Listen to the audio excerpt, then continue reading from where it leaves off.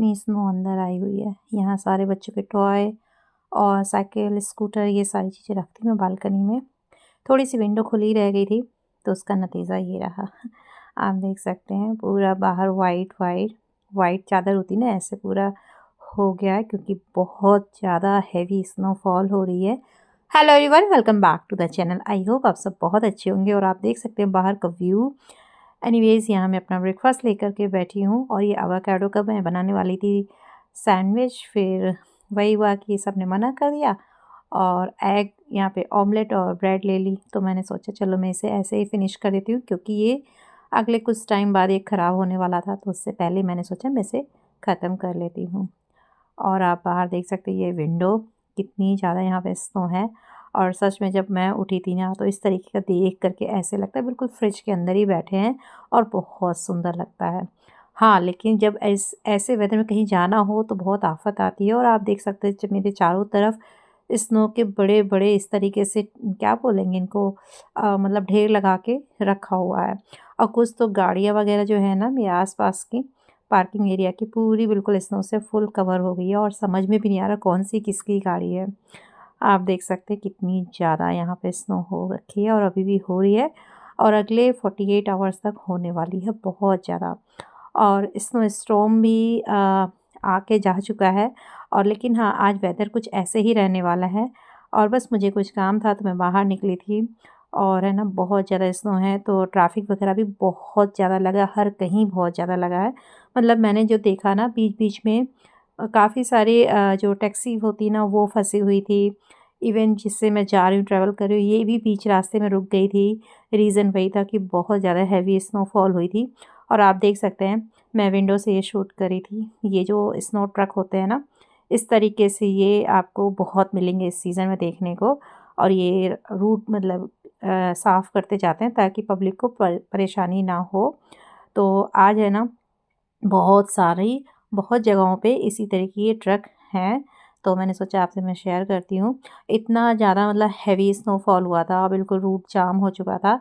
तो ये road clean करते जा रहे थे और बाकी की जो कार वगैरह थी वो अपना आगे बढ़ पा रही थी। बहुत ज़्यादा स्नो हुई है, स्नो हो गई और है। अभी भी हो रही है। बहुत मुश्किल होता है इस टाइम पे वॉक करना, कहीं भी ट्रैवल करना काफ़ी डिफ़िकल्ट होता है, बट अच्छा भी यही लगता है। और ये वेदर आता है तो लगता है हाँ अब आ गई हैवी स्नोफॉल वाली विंटर।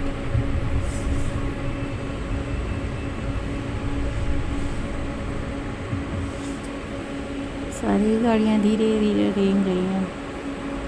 वाह।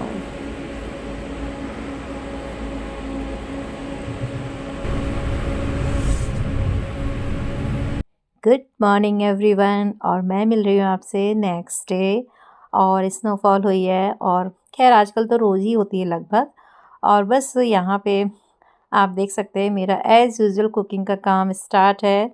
हाँ, बीच में थोड़ा ब्रेक लगा था बिकॉज़ ऑफ विंटर वेकेशन। तो कुकिंग तो होती थी बट थोड़ा आराम से होती थी। बट अब फ़िलहाल वेकेशन ख़त्म हो चुकी है और मैं आ गई अपने एज़ यूजुअल रूटीन पे। तो वही मॉर्निंग वाला टिफ़िन वग़ैरह पैक करना, बनाना, वो सारी चीज़ें। तो आज है फ्राइडे और साक्षी ने बोला था मुझे पास्ता खाना है। हालाँकि मैंने मना कर दिया था बट फिर मेरा ऐसे ही मूड चेंज हो गया, सुबह उठी मैंने कहा चलो जब बोला है तो मैं पास्ता ही बना देती हूँ। तो बहुत ही सिंपल वे में मैं पास्ता बनाऊँगी और सिर्फ़ दोनों बच्चों के लिए ही बनाऊँगी। मैं और हस्बैंड हम नहीं खाते हैं। हमें पास्ता वग़ैरह बिल्कुल भी पसंद नहीं आता। हाँ, थोड़ा बहुत मैं कभी-कभार नूडल्स खा लेती हूँ, बाकी मुझे बहुत कम पसंद है। तो यहाँ पे मैंने बिल्कुल सिंपल वे में पास्ता बना रही हूँ, जो बिल्कुल देसी स्टाइल होता है ना तड़का लगा के, वैसे ही बना रही हूँ। बहुत हल्के-फुल्के सॉस रहेंगे और बाकी की इसमें वेजिटेबल कट करके मैं ऐड करने वाली हूँ। और ये जो प्याज है ना, इतनी बड़ी-बड़ी प्याज है। तो ख़ैर मैं यहाँ पे अभी प्याज वग़ैरह ना पास्ता के लिए तो यूज़ होगा ही, उसके अलावा जो सब्ज़ी बनेगी उसमें भी जाएगा। और उसके अलावा भी मैं रात में ना आज प्याज का ही मतलब बनाने वाली हूँ। आई थिंक नॉन-वेज में भी वो प्रेफ़र करूँ। मोस्टली वीकेंड पे बनाती हूँ, तो मैं प्याज वग़ैरह एक साथ ही छील करके रख देती हूँ। और फिर क्या है, जैसे नाइट का अपना काम जो होता है ना इवनिंग से कुकिंग वाला, तो वो धीरे-धीरे चलता है स्लो प्रोसेस में। और थोड़े-थोड़े काम भी होते जाते हैं ना तो बहुत ईज़ी हो जाता है कुछ भी करना। तो फ़िलहाल अभी पास्ता तो ख़ैर बन रहा है और साथ में मैंने मुरमुरे भी बनाए हैं। ये 2 मील हैं साक्षी के, एक शॉर्ट ब्रेक का और एक लॉन्ग ब्रेक का। तो दोनों ही चीज़ें मैंने इसे सरप्राइज़ दी है मॉर्निंग में, तो बहुत खुश हो गई। बच्चों को ना बस ऐसे ही अटरम-पटरम अच्छा लगता है। और फिर ये होता है कि वीकेंड में एक बार है, तो मैं भी सोचती चलो कोई बात नहीं, एक बार तो बनता है। तो वो मैंने बस दोनों ही चीज़ें बना दी हैं और फटाफट से इसे ट्रांसफ़र कर लेंगे प्लेट में, क्योंकि अभी बहुत गर्म है और मुझे ये इसी कढ़ाई में वापस से बनाना है। अंडे की सब्ज़ी बनाऊँगी, तो यहाँ पे मैं अभी इसे इसमें ट्रांसफ़र कर दूँगी, फिर इसे मैं वॉश करके और मैं बनाऊँगी अंडे की भुर्जी। तो वो तो दोनों बच्चे शायद ना खाएँ, क्योंकि मैंने उनके लिए दाल भी बनाऊँगी और दाल तो दिन में जब ये आते हैं ना लंच में दाल राइस खाते हैं। तो बस फ़िलहाल अभी तो यहाँ पे पास्ता मैंने रख दिया है टेबल पे और ये मुरमुरे तैयार हैं। तो ये दोनों ही बच्चों का हो जाएगा इससे। तो हैतिक तो ब्रेकफ़ास्ट में खा लेगा और साक्षी अपने टिफ़िन में ले जाएगी। और बस यहाँ पे मैं निकाल रही हूँ जो मुझे बनाना है, अंडे वग़ैरह और टमाटर जो भी मुझे चीज़ें चाहिए है ना, तो वो सारे आइटम मैं निकाल रही हूँ। आटा मैंने गूँध कर के रख लिया है, बस मुझे अंडे की भुर्जी बनानी है और बस चपाती बनानी है। बाकी जो दाल राइस है वो मैं बनाऊँगी दिन के टाइम पे। तो बस अभी फ़िलहाल अंडे हैं, तो इसे मैं फेंट लूँगी फटाफट से और बहुत थोड़ी ही बनाऊँगी, बिल्कुल ख़त्म हो जाए, बचे नहीं। तो बस 2 लोगों की ही बनाऊँगी, तो 3 हमारे लिए बहुत हो जाता है, क्योंकि ब्रेकफ़ास्ट में भी एग होता है, फिर ये भी एग होता है, तो बहुत ज़्यादा एग हो जाता है। तो इस हिसाब से मैंने यहाँ पे थोड़ा-सा नमक ऐड कर दिया, अच्छे से कर लेना है मिक्स और बस प्याज मैंने कट कर लिया और टमाटर कट कर लिया है।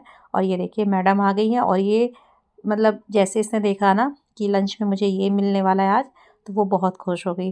चेहरे पे चमक आ गई अलग ही। हालाँकि मैंने रात को बताया था इसे कि मैं ना सब्ज़ी रोटी ही देने वाली हूँ, तो थोड़ा-सा ये अपसेट हो गई कि हाँ, फ्राइडे है तो मैं तो सब्ज़ी रोटी ही खाने वाली हूँ, तो मेरा कोई जंक फूड डे नहीं है। तो फिर मैंने बस मेरा मूड चेंज हो गया, तो मैंने इसे पास्ता बना दिया था, तो वो देख के बहुत खुश हो गई।